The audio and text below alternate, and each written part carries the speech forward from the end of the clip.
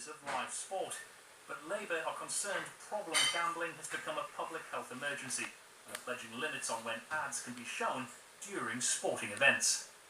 With nearly 500,000 gambling addicts, and the Gambling Commission telling us that sitting behind them there are 2 million problem gamblers who are at risk of becoming gambling addicts, I think as a country we've got to say enough is enough, and we need better regulation and new laws to trim the worst excesses of the gambling industry.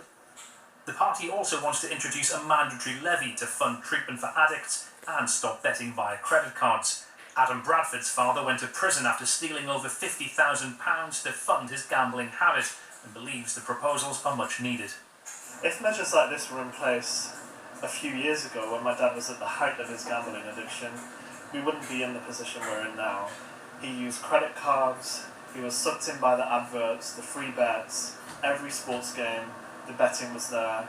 If this regulation was in place then, I don't think he would have gone to prison. The Conservatives have criticised Labour for liberalising the gambling market when it was in power, which included allowing TV commercials. Why don't you put up A𖤐W�? I am going to have a cheeky fun. And the advertising industry believes change is unnecessary. We've already got very strict rules in place, in fact probably the strictest rules of any advertising sector. Advertising for gambling is overseen by the Gambling Commission and the Advertising Standards Authority. It's subject to constant review.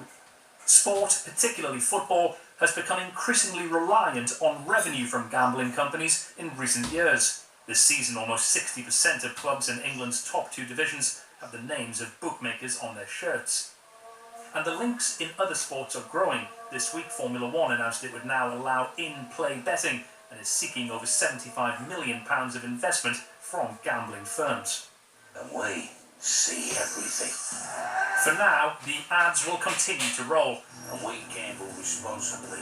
But the issue of betting advertising around sport is now firmly part of a wider political debate. Richard Conway, BBC News. It is 17 minutes.